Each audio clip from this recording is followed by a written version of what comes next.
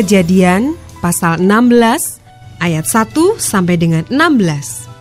Hagar dan Ismail. Adapun Sarai, istri Abram itu tidak beranak. Ia mempunyai seorang hamba perempuan, orang Mesir, Hagar namanya. Berkatalah Sarai kepada Abram, "Engkau tahu, Tuhan tidak memberi aku melahirkan anak. Karena itu, baiklah hampiri hambaku itu. Mungkin oleh dialah aku dapat memperoleh seorang anak." Dan Abram mendengarkan perkataan Sarai.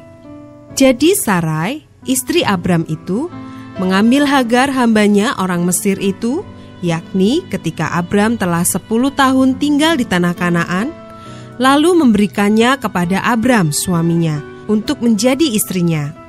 Abram menghampiri Hagar, lalu mengandunglah perempuan itu. Ketika Hagar tahu bahwa ia mengandung, maka ia memandang rendah akan nyonyanya itu.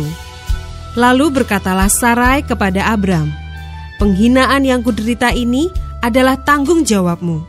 Akulah yang memberikan hambaku ke pangkuanmu." Tetapi baru saja ia tahu bahwa ia mengandung, ia memandang rendah akan aku. Tuhan kiranya yang menjadi hakim antara aku dan engkau.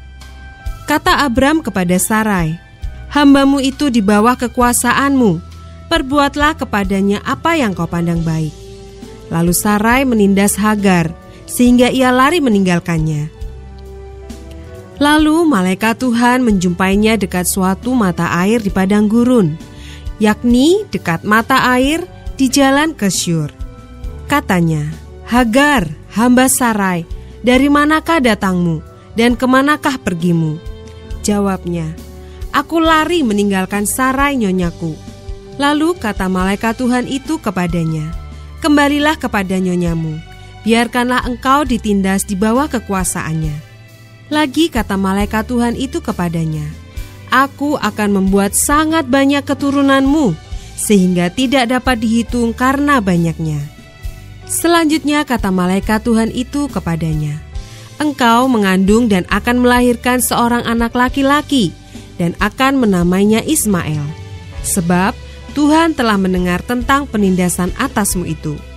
Seorang laki-laki yang lakunya seperti keledai liar, demikianlah nanti anak itu.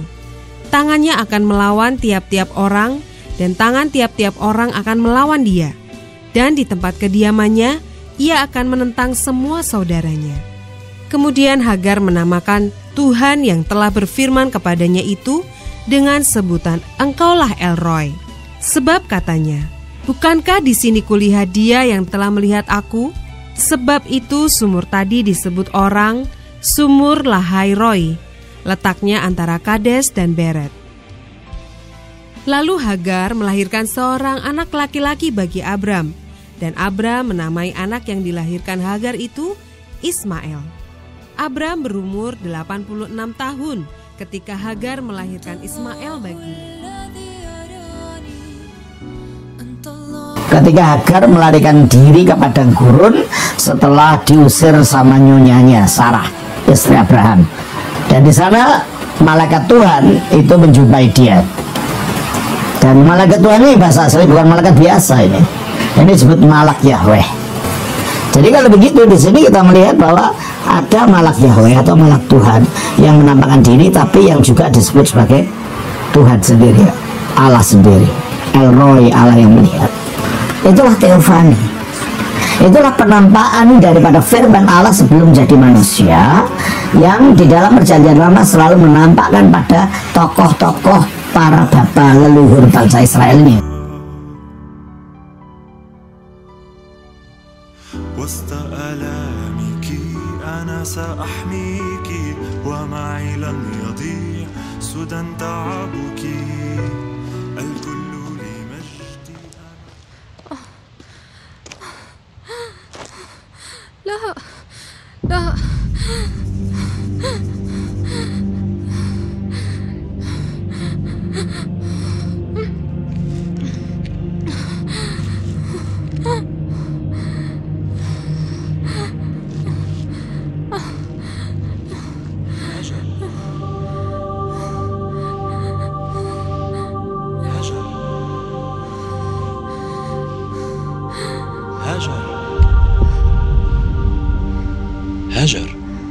لوين رايحة؟ هربانة من سراي للست سراي. كيف بتعرف شو اسمي؟ انت حامل وببطنك في صبي، رح تسميه إسماعيل لأنه الرب سمع صوت عذابك. بس مين أنت؟ يا رب، كيف عم بقدر شوفك بعيوني يا رب؟ وين كنت؟ وين كنت؟ أنا كنت معك. وين كنت وقت كانت ستي؟ أنا كنت معك بالخيمة. أنا حميدة. ليش؟ بس كيف؟ أنا ما تركتك أبداً، كنت دايماً جنبك. أنا شايفك أكتر من أي حدا تاني. جواتك أنت بتعرفي هالشي. ارجعي لعند ستك واخضعي لها. بس يا رب، رح كتر نسلك وما حدا رح يقدر يعده، ونسلك رح يكون قوي مثلك يا هاجر. انت أقوى مما بتعرفي. أنا ما رح أتركك أبداً.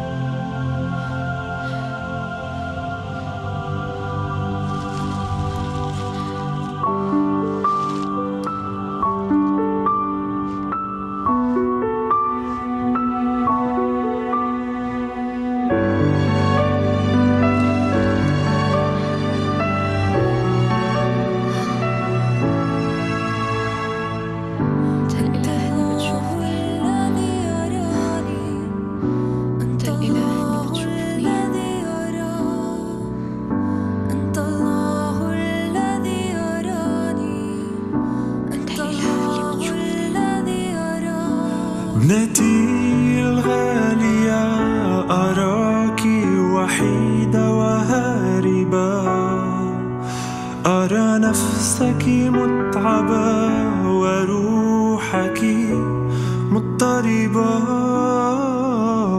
أرى قلبك مكسورا لا يشعر باستحقاق. أنا قربك أحبك، أنا الله الذي يرى. وسط آلامك أنا سأحميك، ومعي لن يضيع سدى تعبك. الكل لمجدي، أنا الله الذي يرى. الذي غلب الموت، الذي صار إنسان، المستقبل يعلم وهو حاضر اليوم. كلي السلطان إنه الإله. يا رب ابنته مرهقة وهي وحيدة وهاربة، يرى نفسك متعبة وروحك مضطربة، يرى قلبك مكسورا لا يشعر باستحقاق. مغير الأحوال يعطيها معنى.